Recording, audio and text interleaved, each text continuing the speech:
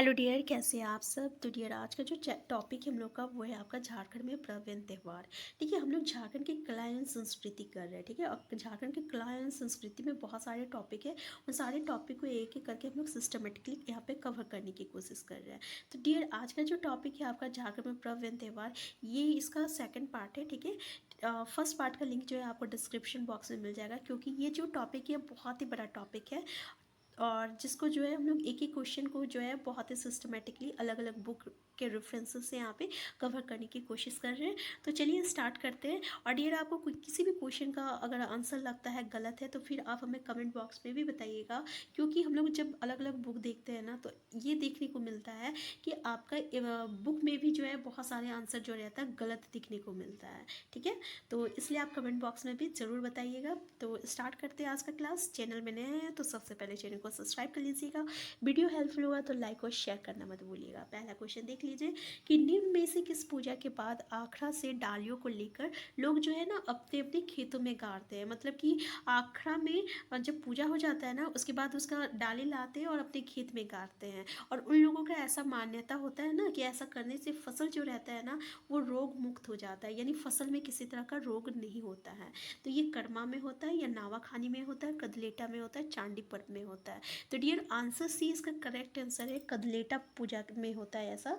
कदलेटा पूजा में क्या होता है ना कि पूजा के बाद जो रहता है आखड़ा से क्या करते हैं लोग जो रहता है डाली को लेकर आते हैं और अपने अपने खेतों में गाड़ते हैं। ठीक है, तो उससे उन लोगों को ऐसा लगता है कि ऐसा करने से फसल जो रहता है वो रोग मुक्त होता है। तो याद रखिएगा। नेक्स्ट क्वेश्चन देख लीजिए कि कदलेटा पर्व के संबंध में कौन सा कथन जो है सत्य है। पहला तो ये पर्व भादो महीने से कर्मा पर्व के बाद मनाया जाता है। ये मेढ की भूत को शांत करने के लिए मनाया जाता है। इस पर्व में बकरा बलि दी जाती है जो बाद में प्रसाद के रूप में सभी को वितरित की जाती है। तो डियर, इसका करेक्ट आंसर क्या है? आपका आंसर भी करेक्ट आंसर है, ये बिल्कुल सही है। ठीक है, बाकी ये जो दो स्टेटमेंट है ना गलत है। याद रखिएगा, ये कर्मा पूजा के पहले होता है, बाद में नहीं होता है। और यहाँ पे बकरा की बलि नहीं दी जाती है, यहाँ पे मुर्गी की बलि दी जाती है। तो ये दोनों स्टेटमेंट को ना याद रखिएगा। नेक्स्ट क्वेश्चन देख लीजिए।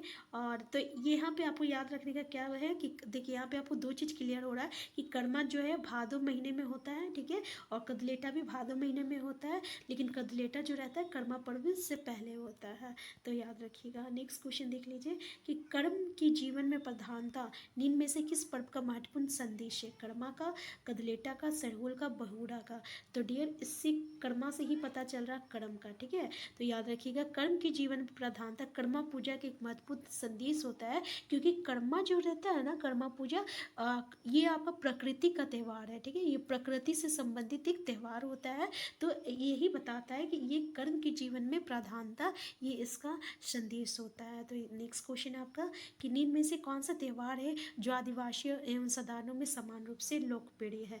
कर्मा, मंडा, धान भूमि या इनमें सभी। करेक्ट आंसर क्या है डियर? आंसर डी है। याद रखिएगा कि ये तीनों पर्व जो है ना जो कि आदिवासी और सदान तीनों में आपका समान है। ठीक है, नेक्स्ट है आपका कि मुंडा आदिवासियों में कर्मा पर्व की कितनी श्रेणियां पाई जाती है? एक पाई जाती है, दो, तीन, चार। तो करेक्ट आंसर क्या है डियर? आपका आंसर भी इसका करेक्ट आंसर है, दो पाया जाता है। कितनी श्रेणी पाई जाती है? दो श्रेणी पाई जाती है। तो पहला क्या होता है देख लीजिए। पहला होता है आपका राजकर्म होता है। क्या होता है? राजकर्मा होता है। ठीक है, ये जो होता है घर और आंगन में की जाने वाली एक पारिवारिक पूजा होता है। और दूसरा होता है देशकर्मा। क्या होता है? देशकर्मा, राजकर्मा और देशकर्मा। ठीक है, राजकर्मा और देशकर्मा। देशकर्मा जो रहता है ये अखड़ा में की जाती है, जो कि पूरा गांव के लिए की जाती है। गांव में अखड़ा होता है ना, तो वही अखड़ा में ये आपका देशकर्मा किया जाता है, ताकि ये पूरा गांव का पूजा होता है। और राजकर्मा जो होता है ना वो अपने घर में किया जाता है, जो कि अपना पारिवारिक पूजा हो जाता है। ठीक है, अपने परिवार के लिए। नेक्स्ट क्वेश्चन देख लीजिए कि मुंडा आदिवासी पूजा स्थल पर कर्मा वृक्ष की कितनी डालियां गाड़कर पूजा करते हैं? काफ़ी अच्छा क्वेश्चन है डियर। एक डाली गाड़ते हैं, दो डाली गाड़ते हैं, या तीन या पाँच? तो याद रखिएगा ये दो डाली गाड़ते हैं। ठीक है, मुंडा जनजाति जो रहता है कर्मा पूजा में दो डालियां गाड़ कर पूजा करते हैं। पाहन जो रहता है ना ये कर्मा कथा कहता है, जिसमें कर्मा और धर्मा दो भाई की कहानी जो है सुनाई जाती है। नेक्स्ट क्वेश्चन है आपका कि मुंडा आदिवासी में कर्मा पूजा के संबंध में कौन सा कथन सत्य है। पहला तो कर्मा झारखंड के दो सब प्रमुख त्योहारों में से एक है। नेक्स्ट है ये प्रकृति से संबंधित त्योहार है। Sorry dear. नेक्स्ट है आपका कि मुंडाओं का विश्वास है कि इस अवसर पर क्रम गोसाई से जो भी वर मांगा जाता है वो पूरा होता है। तो इनमें सभी सत्य है। तो करेक्ट आंसर क्या है, तो याद रखिएगा इसका करेक्ट आंसर है आपका आंसर डी। ये जितने भी स्टेटमेंट है ना कर्मा पूजा के बारे में सारा सही है, क्योंकि ये तो आपको पहले पता हो गया कि प्रकृति से संबंधित है। और ये जो रहता है कर्मा जो रहता है दो सब प्रमुख जो रहता है आपका त्योहारों में से एक है। ठीक है, कौन कौन सा है दो त्योहार, तो ये याद रखिएगा झारखंड का एक तो कर्मा है, दूसरा आपका कौन सा है, तो दूसरा आपका सरहुल है। और ये दोनों जो है ना आपका प्रकृति से संबंधित त्योहार है। मुंडाओं का विश्वास है कि ये बिल्कुल सही है। ठीक है, तो याद रखिएगा सभी स्टेटमेंट जो है सही है। दो स्टेटमेंट सही हो गया तो तीसरा स्टेटमेंट भी आपका सही होना है। नेक्स्ट क्वेश्चन है उरांव जनजातियों द्वारा पूजा स्थल पर कर्मा के वृक्ष की कितनी डालियां गाड़ के पूजा की जाती है। अब देखिए इसमें उरांव जनजाति के बारे में बोल रहा हूँ, तो मुंडा जनजाति काफ़ी कन्फ्यूजन वाला है। ठीक है, तो याद रखिएगा। अब इससे पहले हम लोग जो किए ना वो देखे कि मुंडा जनजाति द्वारा पूजा स्थल में कितना डाली जो है गाड़ा जाता है, लेकिन इसमें हम लोग देख रहे हैं इस क्वेश्चन में कि उरांव जनजाति द्वारा पूजा स्थल पर कर्मा के वृक्ष की कितनी डालियां जो रहता है वो गाड़ी जाती है। तो आंसर बी इसका करेक्ट आंसर है। याद रखिएगा 3 जो है आपका डाली जो है गाड़ा जाता है। ठीक है, और जबकि मुंडाओं में 2 डाली जो है आपका गाड़ा जाता है। याद रखिएगा। नेक्स्ट क्वेश्चन देख लीजिए कि कर्मा पर्व कितने प्रकार के होते हैं। 4 प्रकार के होते हैं, 5, 8 या 10। करेक्ट आंसर क्या है, तो याद रखिएगा ये 10 प्रकार के होते हैं। कर्मा पर्व कितने प्रकार के होते हैं, 10 प्रकार के होते हैं। सॉरी, पहला देख लीजिए हम एक बार बता दे रहे हैं केवल ऐसे ही। एक होता है आपका राजनी कर्मा होता है, एक होता है ईद कर्मा होता है, एक होता है जितिया कर्मा होता है, और एक चौथा हो गया ढलाई कर्मा, पांचवा हो गया अंधुवाड़ी कर्मा, छठा हो गया सोहराय कर्मा, सातवां हो गया बूढ़ कर्मा, और आठवां हो गया डंडा कर्मा, और नौवां हो गया पंचो कर्मा, और 10वां हो गया मांद्री कर्मा। ठीक है, तो याद रखिएगा ये 10 जो है कर्मा है। नेक्स्ट क्वेश्चन है आपका कि किस पर्व के बाद नया अन्न खाना ही नवाखानी पर्व के नाम से जाना जाता है। आषाढ़ी पर्व से, श्रावणी पूजा, नवाखानी या कर्मा। करेक्ट आंसर क्या है, तो आंसर डी इसका करेक्ट आंसर है कर्मा। कि देख लीजिए कि किस पर्व के बाद नया अन्न खाना ही नवाखानी पर्व के नाम से जाना जाता है, तो वह है आपका कर्मा। ठीक है, याद रखिएगा। नेक्स्ट क्वेश्चन देख लीजिए कि निम्न में से किस पर्व में गोंदली गोंडा घर लाया जाता है और उसे चूड़ा बनाया जाता है और उसे देव पितरों को अर्पित किया जाता है। इसके बाद दही चूड़ा का तपावन चढ़ाया जाता है। तत्पश्चात घर आए मेहमानों के साथ दही चूड़ा ग्रहण किया जाता है। सोहराय में होता है, चांडी पर्व में होता है, नवाखानी में होता है, या आपका कर्मा में होता है। करेक्ट आंसर क्या है डियर, याद रखिएगा ये जो है ना आपका नवाखानी में होता है। किस में होता है, नवाखानी में होता है। ठीक है, तो आंसर सी जो है इसका करेक्ट आंसर है, याद रखिएगा। नेक्स्ट क्वेश्चन देख लीजिए। नेक्स्ट क्वेश्चन है कि सोहराय पूजा निम्न में से किसके प्रति समर्पण की जाती है। पशु, पक्षी, जंगल, इनमें सभी। तो ये पशु के प्रति समर्पित की जाती है, तो आंसर एक करेक्ट आंसर है। नेक्स्ट क्वेश्चन देख लीजिए सोहराय कितने दिनों तक चलने वाली पूजा है। 3 दिन, 4 दिन, 5 दिन, 7 दिन। करेक्ट आंसर है डियर आपका आंसर सी 5 दिन होता है। ठीक है, अब 5 दिन में क्या क्या होता है देखिए। पहला दिन क्या होता है ना आपका जाहिर इरा का आह्वान किया जाता है, यानी पूजा की जाती है। दूसरे दिन क्या होता है आपका गोहाल पूजा होता है। गोहाल समझते हैं, जहाँ गाय को रखा जाता है ना जिस रूम में, उसको गोहाल कहते हैं। तो गोहाल पूजा की जाती है। तीसरा दिन क्या होता है ना कि आपका पशु को ना उसके कान में धान की बाली और माला पहनाकर उसको सजाया जाता है। ठीक है, तीसरा दिन होता है। चौथा दिन क्या होता है ना कि गांव की जो युवक और युवती होती है ना, कुंवारी लड़कियां, उन लोग जो रहता है घरों से चावल, दाल, नमक, मसाला जो रहता है वो इकट्ठा करती है। और 5वां दिन जो रहता है ना उसका खिचड़ी बनता है। क्या बनता है, खिचड़ी बनता है। और फिर जो रहता है सहभोज होता है, यानी सब मिलके खाते हैं।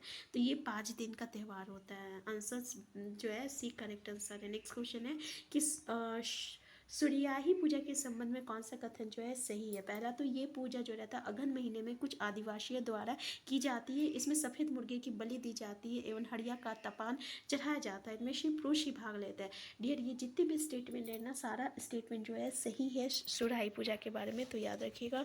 नेक्स्ट क्वेश्चन देख लीजिए कि टुसु पर्व निम्न में से किस देवता के प्रति समर्पित है? भगवान शिव, शिंगोगा, सूर्य, धर्मेश। तो डियर, आंसर सी इसका करेक्ट आंसर है। ये सूर्य देवता के प्रति जो है समर्पित है, याद रखिएगा। नेक्स्ट क्वेश्चन देख लीजिए कि टुसु पर्व के संबंध में कौन सा कथन सत्य है? ये मकर संक्रांति के दिन मनाया जाता है। ये त्यौहार कुर्मी समुदाय में ज़्यादा प्रचलित है।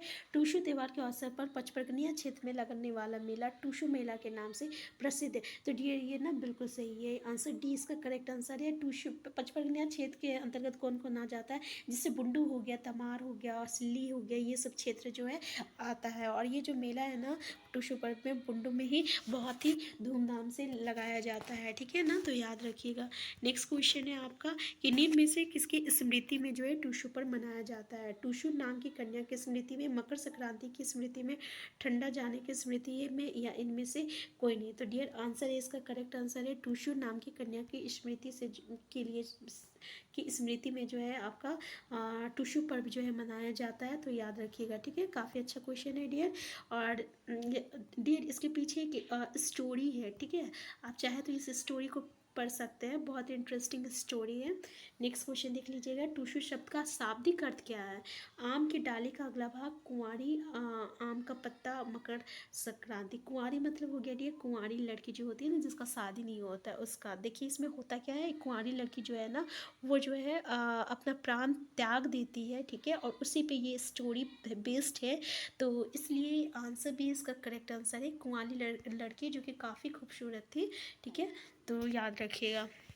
नेक्स्ट क्वेश्चन देख लीजिए कि टुसु पर्व को निम्न में से कितने भागों, कितने नामों से जाना जाता है? 1, 2, 3, 4। तो डियर, इसको ना 3 नाम से जाना जाता है, और ये तीनों नाम आपको भी पता है, टेंशन मत लीजिए। पहला नाम तो आपको टुसु पता है। दूसरा नाम जो होता है ना, उसको हम लोग कहते हैं मकर, है ना। ऐसे मकर संक्रांति कहते हैं ना, तो मकर पर्व होता है, ठीक है। जैसे मकर संक्रांति का त्यौहार बोलते हैं, तो उसी तरह मकर पर्व हो गया। और तीसरा जो है, इसको क्या कहते हैं हम लोग? पूस। पूस तो आप जानते ही हैं, तो ये पूस पर्व होता है। तो तीनों जान गए आप, तो आंसर तीसरी जो है इसका करेक्ट आंसर है। नेक्स्ट क्वेश्चन देख लीजिए कि टुसु पर्व मुख्य रूप से किस क्षेत्र में मनाया जाता है? हजारीबाग में, सिंहभूम में, रांची में, इनमें सभी। तो डियर, ये ना, ये आंसर डी इसका करेक्ट आंसर है, क्योंकि सिंहभूम और रांची में ना ये पूर्वी क्षेत्र में मनाया जाता है, और ये हजारीबाग का दक्षिणी क्षेत्र में मनाया जाता है, ठीक है, तो याद रखिएगा। नेक्स्ट क्वेश्चन देख लीजिए, निम्न में से कौन सा पर्व जो रहता है ढांगरों की विदाई का पर्व है?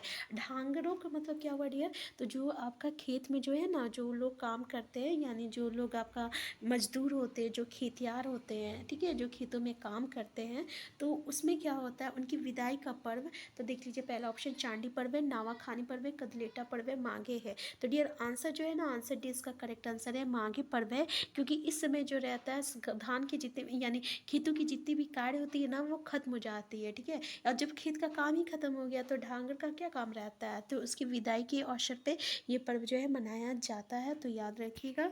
तो डियर, इसी दिन ना और भी ये जो पूजा जो रहता है ना आपका, इसमें ना कृषि वर्ष का जो रहता है ना अंत होता है माघे पर्व में, और एक नया कृषि जो रहता है स्टार्ट होता है, क्योंकि जब ये खत्म होगा तभी तो नया कृषि जो रहता है वो स्टार्ट होता है। तो ये भी क्वेश्चन आपको देखने को मिलता है।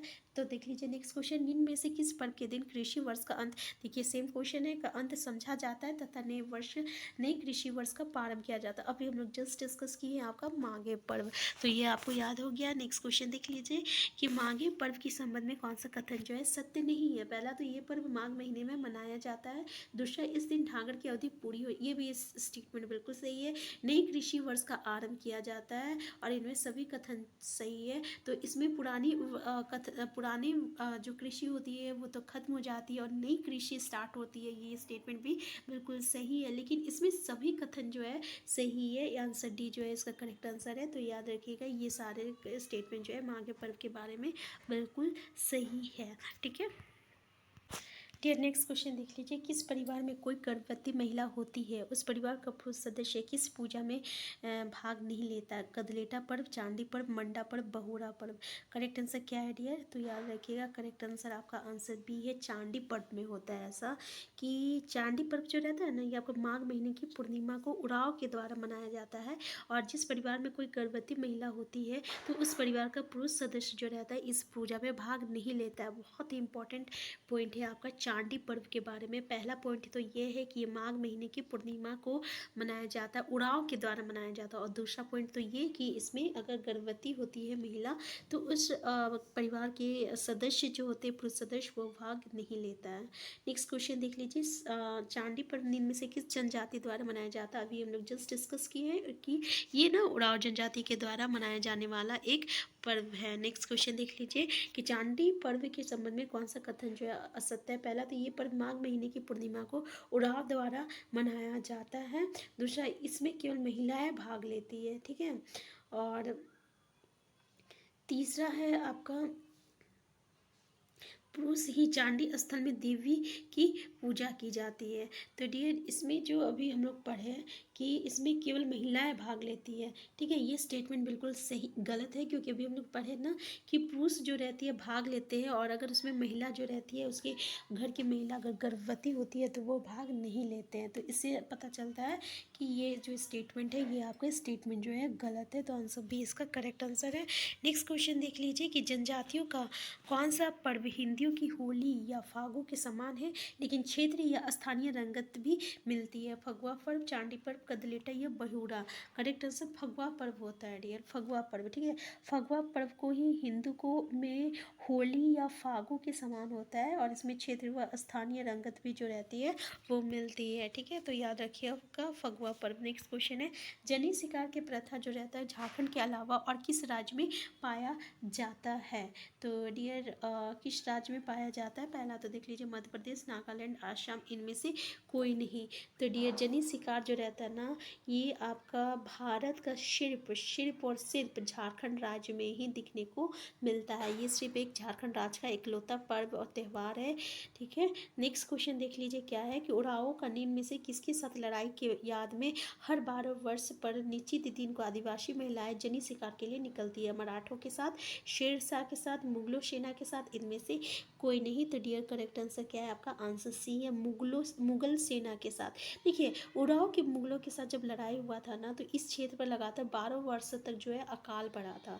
तब क्या थे कि नागवंशी शासक, जिनका नाम क्या था? कंचन राय, याद रखिएगा, नागवंशी शासक कंचन राय, ठीक है, ये जो है आपका जनी शिकार प्रथा का प्रचलन किए, जिसमें जो है मुगलों का सामना करना पड़ा औरतों को, और इसी कारण जो है जनी शिकार में महिलाएं जो रहती हैं वो भाग लेती है। और अभी भी जब झारखंड में आप देखते होंगे कि जनी शिकार के दिन क्या होगा ना, कि जितनी भी आपकी उड़ाव लड़कियां हैं ना, वो लड़कों मर्दों के भेष में क्या करती है ना, हाथ में तलवार, चाकू, जो भी रहेगा उनके साथ हाथ में वो लेकर बाहर जो रहती है शिकार के लिए निकलती है, जिसमें जो है वो किसी का भी बकरी को मार सकती है, कुछ भी शिकार वो कर सकती है, ठीक है। और फिर शिकार करने के बाद वो आपस में जो है उसे पका के खाते हैं। तो इस तरीके से आप देख सकते हैं ये जो आपका फेस्टिवल है जनी शिकार, ये जो है काफ़ी फेमस है, काफ़ी मतलब इंटरेस्टिंग अभी है आपका झारखंड का त्यौहार में से। तो डियर, हम लोग यहाँ पे जो है काफ़ी क्वेश्चन को अब डिस्कस कर चुके हैं। अब इससे आगे जो है हम लोग नेक्स्ट पार्ट में डिस्कस करेंगे। तो ये जो चैप्टर है ना डियर, झारखंड का प्रवेश त्यौहार, काफ़ी लंबा टॉपिक है, और मेरा इंटेंशन है कि जितने भी क्वेश्चन है इस टॉपिक से रिलेटेड, हम सारे क्वेश्चन को यहाँ पे डिस्कस करने की कोशिश करेंगे। तो इसलिए जो है आप पेशेंस रखिए, और सारी चीज़ को हम लोग बहुत ही सिस्टमेटिकली जो है एक चीज़ को कवर कर रहे हैं। तो चैनल में नया है तो सबसे पहले चैनल को सब्सक्राइब कर लीजिएगा डियर। अगर वीडियो हेल्पफुल होगा तो प्लीज़ लाइक और शेयर करना मत भूलिएगा। हम लोग फिर मिलते हैं, तब तक के लिए आप स्वस्थ रहिए, खुश रहिए और अपना ख्याल रखिएगा।